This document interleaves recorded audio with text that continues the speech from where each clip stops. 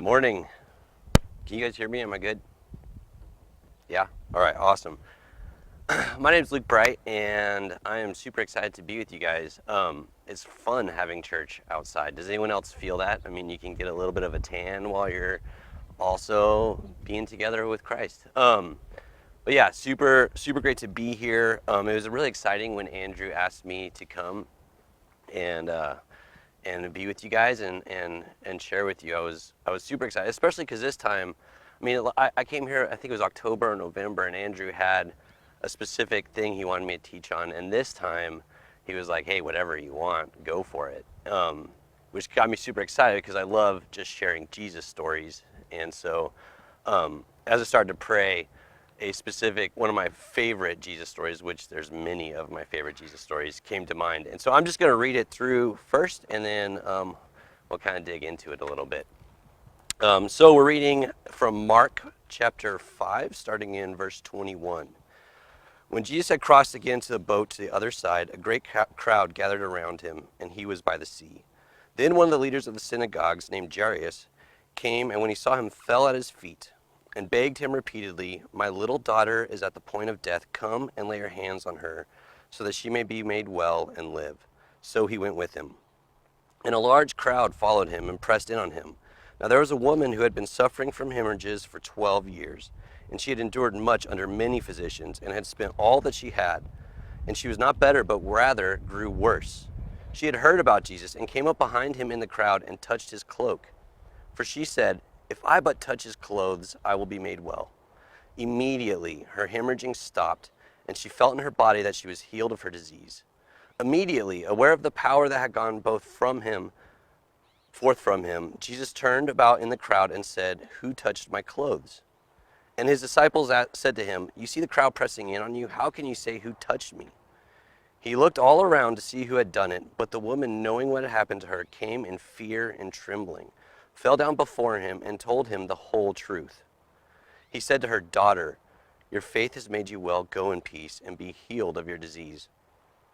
While he was still speaking, some people came from the leader's house to say, your daughter is dead. Why trouble the teacher any further? But overhearing what they had said, Jesus said to the leader of the synagogue, do not fear, only believe.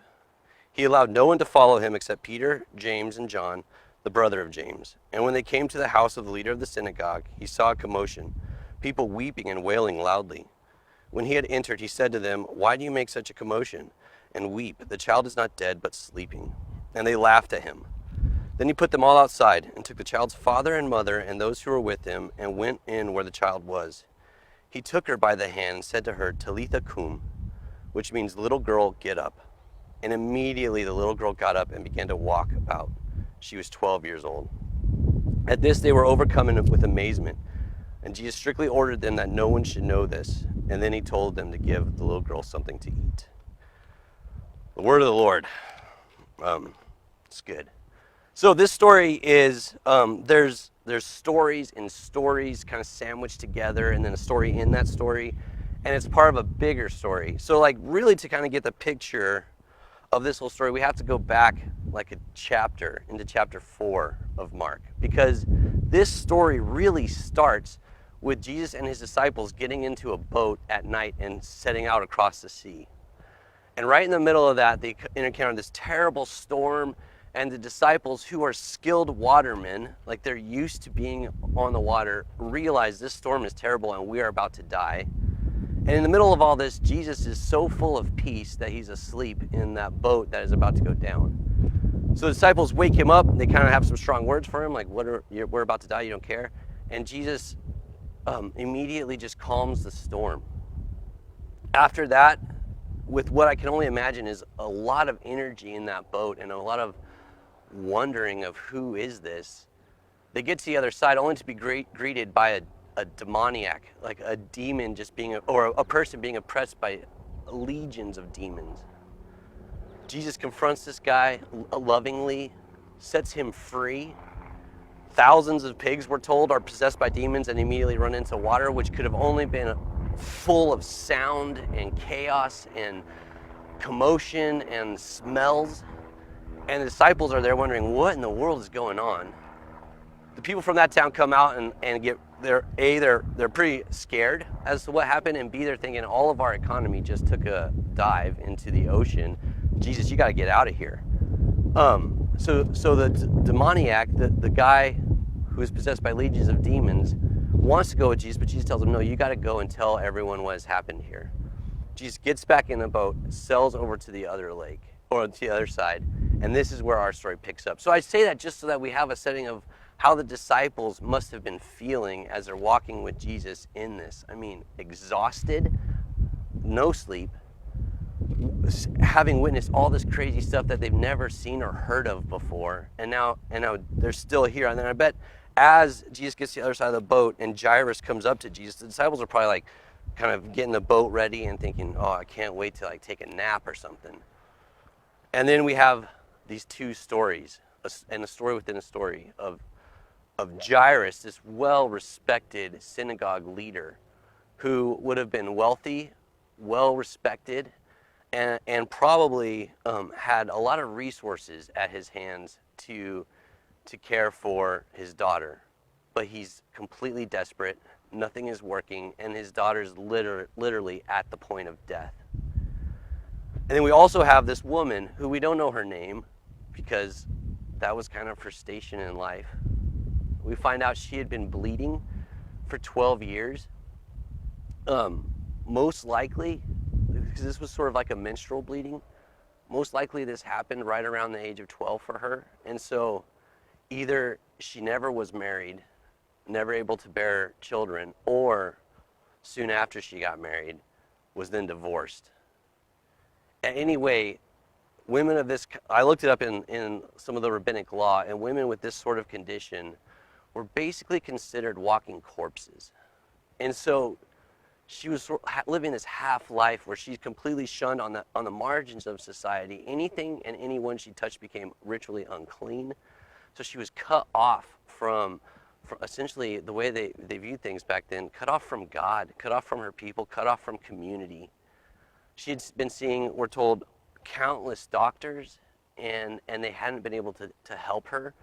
I looked into some of what they would have done, and it was a lot of like drinking potions, some mixed with like rubber substances. I'm assuming they thought like we got to actually clog things up.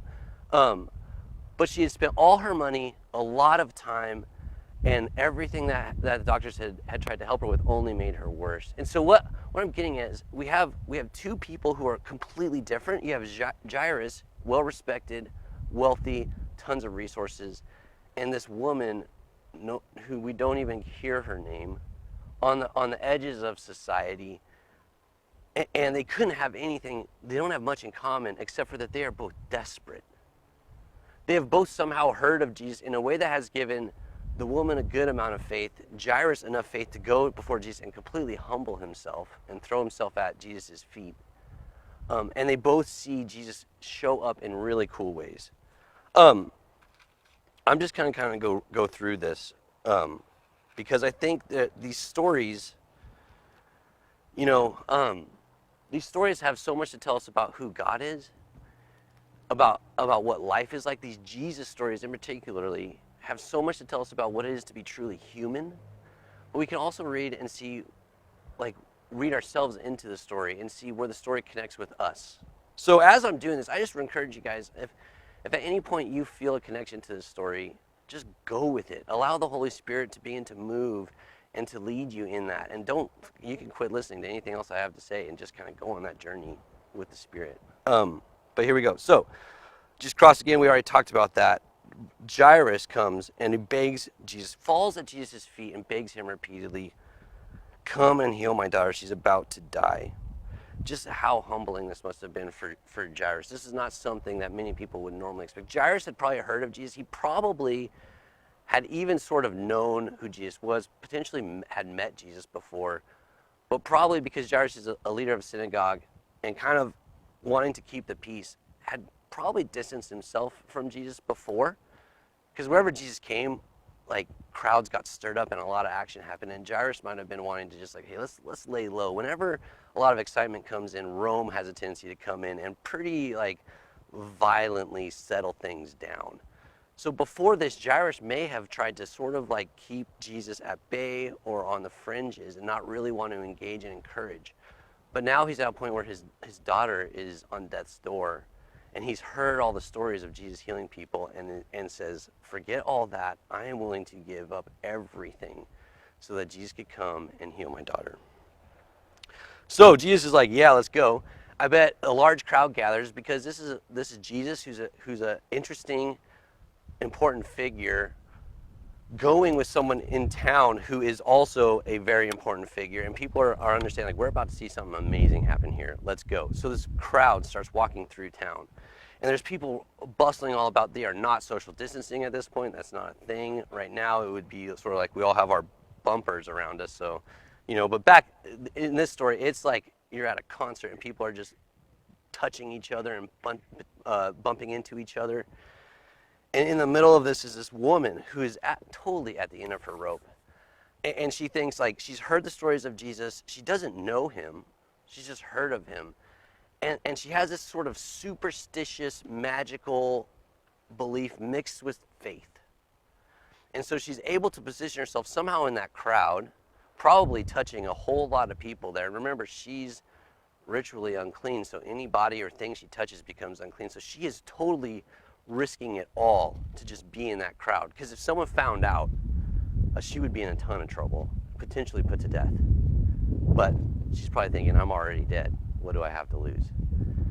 So she gets to where she is able to touch just the tip of Jesus' robe. And Mark loves this word immediately, and says, immediately she knew, I'm good. Like, I'm healed. I imagine if you saw it, if you were there and paying attention, you would have been able to see the transformation. Probably, this woman was probably pale, probably just weak looking. She may have even had an odor about her. I think it's probable that she had an odor about her. And immediately all that is gone. But no one's paying attention, so no one notices, except for her and Jesus. And she's like, great, I got what I came here for. Now I better get out before anyone recognizes me, because now I have life, and that could be taken away from me if they find out that I'm here. So she's headed out. Jesus also knows immediately, again, Mark uses immediately twice, really close together here, that power had gone out from him, that something had changed for somebody, and he was a part of that, and power had gone out from him. And Jesus stops and says, who touched me? His disciples are like, everyone's touching you. Jesus, come on, man, we got something important to do. Like Jairus and his daughter, like, come on, let's do this. This is, you know what this is going to do for our brand? Oh man, this is like, people are going to we did something really important for somebody important. Like, let's just go, forget about whatever happened here. But Jesus is insistent. He looks around and he's saying, like, something happened. Like, he stops. And this woman who knows what happened, the Bible says she came back to Jesus in fear and trembling. I often wondered, like, why the fear and trembling? But we have to remember, she had experienced Jesus, but she didn't know him yet. She'd gotten what she wanted from Jesus, but there was no knowing, no form of relationship. For all she knew, once Jesus heard her story and realized what happened, Jesus could have been like, you're unclean. What are you doing here? Get out. Like, I reverse whatever happened, possibly set up a situation where I don't know, like, but she's scared because she hasn't met Jesus yet. But Jesus is so insistent, and he wants to make sure she understands that this was no magical thing that happened, that it was intentional, and that it was full restoration. So she comes to him, afraid, falls down at his feet. This is the second time someone's fallen at Jesus' feet in a very short amount of time. Jairus had just done it before, and now this woman is doing it. And she tells Jesus her whole truth, her whole story. Now, I mean, I imagine that took some time. I don't think she just said, hey, I was unclean and now I'm like clean. And I imagine she went through this because how does the writer of Mark know that she had been to all these doctors and spent every penny that she had and it was only worse? So she sits with Jesus amongst this chaos for quite a while, telling her the whole story, trusting somehow that Jesus has something for her in that. And after Jesus listens, he responds, saying, daughter, your faith has made you well. Go in peace and be healed of your disease. Daughter. Before, she was just an unclean woman. And now Jesus, the one who all this attention is being given, this important figure, this restorative figure, calls her daughter. He doesn't like blame her for going and making all these other people unclean. He doesn't get upset at her for not following the rituals. Remember, Jesus is God. The way Jesus is the way God is. And this woman broke all the rules of that time, the rules that were literally written in Leviticus. And Jesus doesn't hold any of that against her. Instead, he seems to praise her for her tenacity and her bravery. And she leaves fully restored to the community. Before, if someone on her way out could have seen her, she could have been in a ton of trouble. But now Jesus, the one that everyone was following, called her daughter and said, "You are made well. Go in peace." So now she can take off, if she's wearing a veil, like she can walk with her head high, knowing she's back in a part of the community. I labeled this sermon transaction versus transformation, and I feel like we get a picture of that here. This woman came for something, and if she had left after she had been healed, she would have gotten, like, her life would have been changed forever, for sure.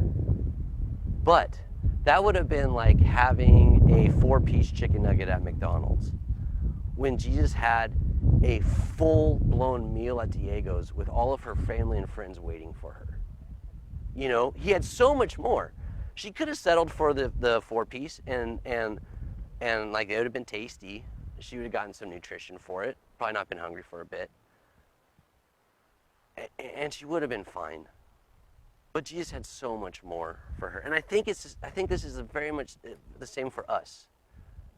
That so often we can come to Jesus wanting something from him, you know, or even in a way of where we're just this posture of being thankful and there's nothing wrong with either of those things. Jesus is so happy that we come to him with anything. But what he has for us is a transformational relationship where we share our story and he enters into our story, where we don't have to be afraid of those things that make us unacceptable to others. Or those things in our life that we're like, man, I think I'm a pretty okay person, except for those few things that I've either done or someone did to me, or just are a part of my life that I try to keep very hidden. Jesus is so okay with that and wants to meet us in those places and begin to restore that. More than just a healing, more than just a one sort of like transactional, like, yep, got it, good, thanks, I'll be back next Sunday. Jesus wants to enter into our story and participate with us in that. And we get to see such a picture of full restoration in this bleeding woman. Now, we still have another story because Jesus was on his way to do something else.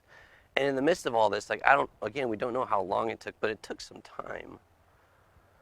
Jairus' servants come up to him and tell him, like, hey, your daughter is dead.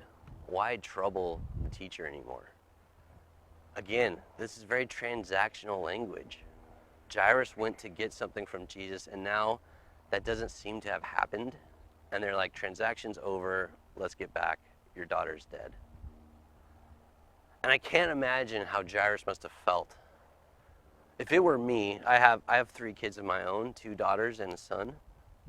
Man, I would have all sorts of emotions, right? I'd be angry, I'd be numb, brokenhearted. I'd feel like I had been failed. Probably in that culture, honestly, even in our culture right now, probably a little bit of like, dude, I'm like, who cares about her? Like, I'm a bigger deal, and you stopped. Like, I'm not getting what I deserved, and neither is she. You should just kept going.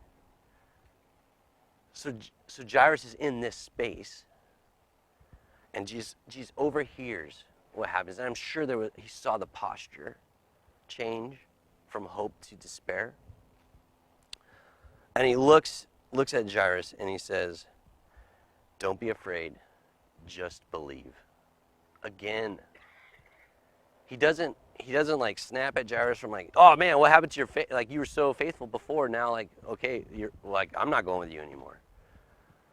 he meets Jairus right where he is and says, "Man, don't it's okay. Come on, don't fear, just believe." And I will be honest that sentence for me has been so life-giving, so often, knowing that Jesus doesn't expect me to have this like crazy supernatural faith, but he's all right with some faith mixed with fear, and he'll put his arm around me and say, "Don't fear, just believe.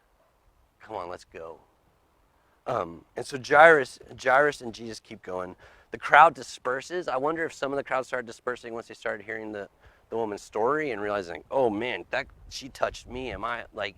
So the crowd starts to disperse. Jesus tells the rest of them to go away, tells his disciples to hang out, and grabs Peter, James, and John, and they go to Jairus' house. When they get there, professional mourners had already shown up. You know, back then, I mean, they were very serious about the loss of life, and so there were professional mourners that would come. So that was already happening. There's all this commotion going on.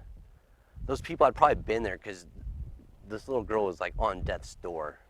And so Jesus gets there, there's all this commotion. He tells them to go away. He says, "Hey, she's just asleep."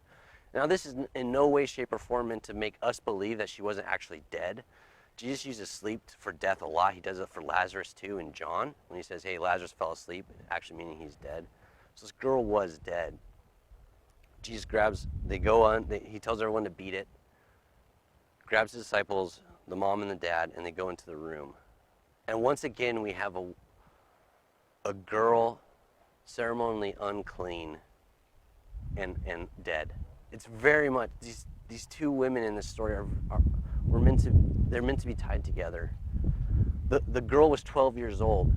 Every day of that girl's life, the woman that we met earlier who had been bleeding had been suffering.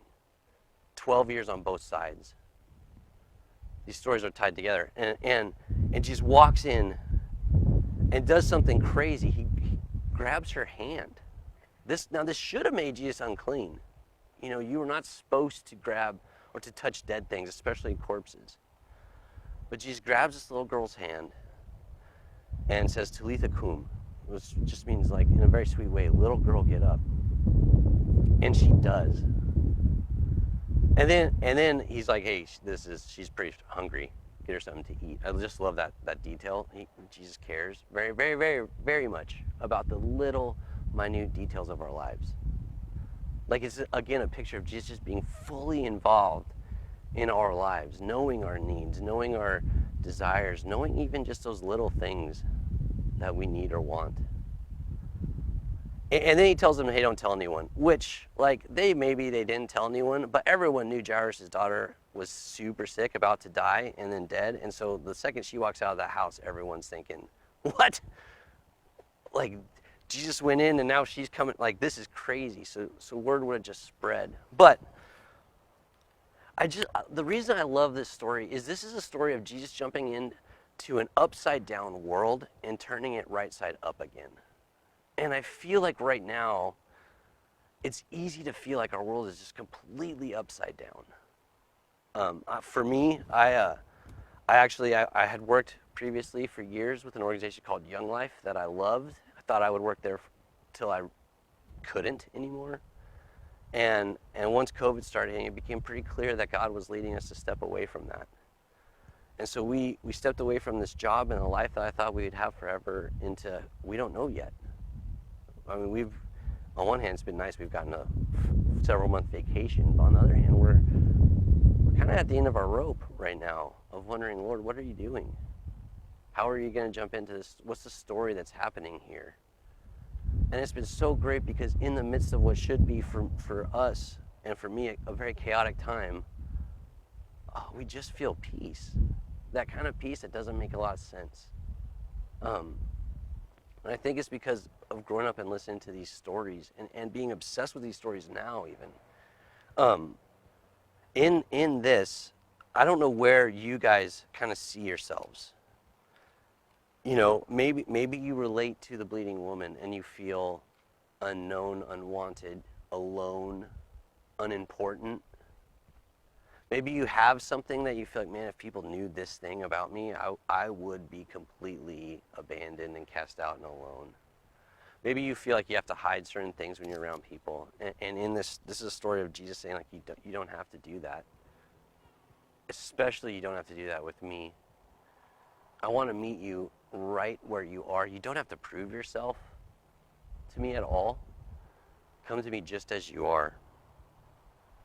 Maybe you would relate with Jairus and you feel like, hey, I've kind of achieved a certain station in life and I deserve certain things. But you're seeing that that's not really working out and there's something in your life going on where you're like, man, this though. Like I had done everything right and then pandemic and it all got taken away from me. And then Jesus shows up and meets you there. Maybe you're just in the crowd and you don't know what to make of Jesus doing any of this stuff. It all seems super weird. You don't know why he would stop to talk to this woman, and then you don't understand why he keeps going to Jairus' house after her daughter's dead. Maybe you are at the end of your rope and you don't have faith. And the words of Jesus, don't be afraid, just believe. I think we could say, don't be afraid, just trust me. Trust me. These stories show that Jesus is able to turn the world right side back up, no matter how upside down it is. And he can do that in our lives, and he can do that and use us to do that in the world. You know, the other thing that happens here is we have people in different stations in life, and Jesus just brings them to the same level. This woman he elevates, and Jairus he kind of brings down, right? Like Jairus goes and first just throws himself at Jesus' feet, a completely humiliating thing for someone like Jairus to do. And also something that publicly is declaring that Jesus has more to offer than him, that he's publicly putting himself underneath Jesus.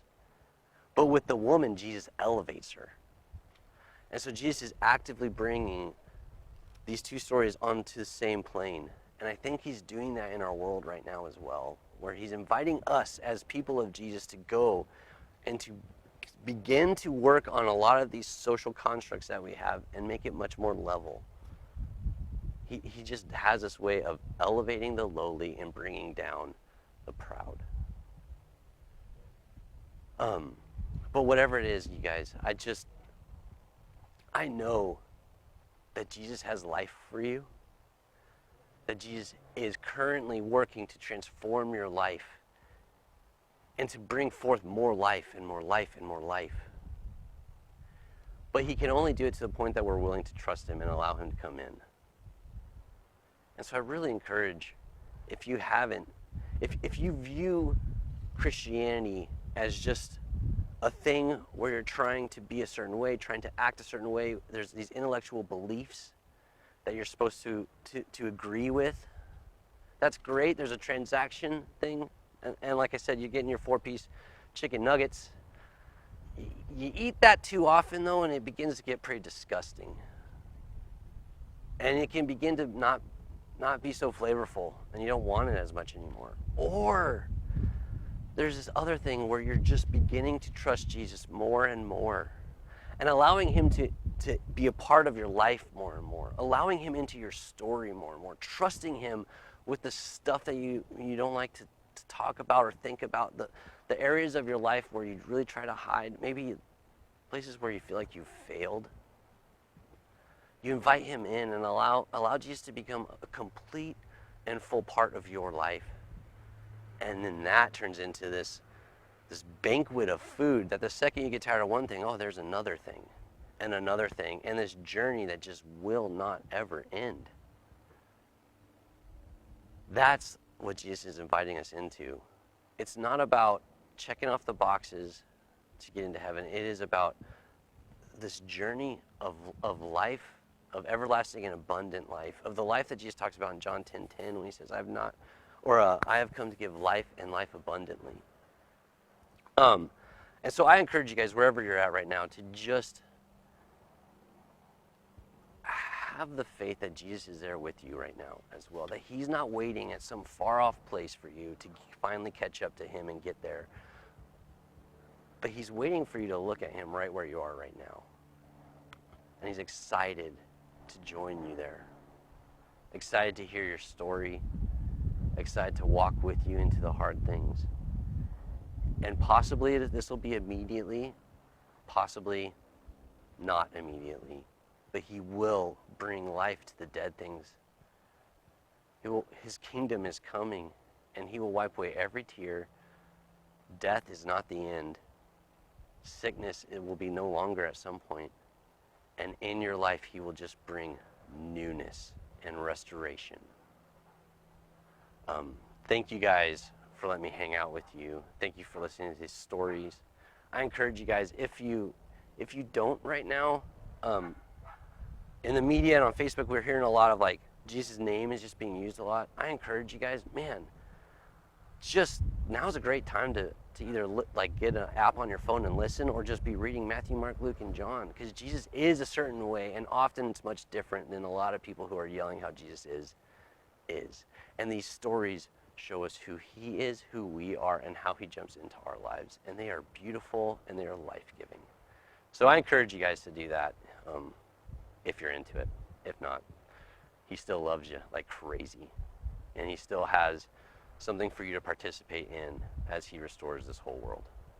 I'm going to pray, and then I think we got another song, right? Okay. God, thank you so much for knowing us and loving us and enjoying relationship with us, where we get to tell you our story and you jump into it and restore it. God, would we have just crazy faith or just a little faith, and know that you're all right with either, and you'll continue to walk with us on this journey of life. In your name, amen.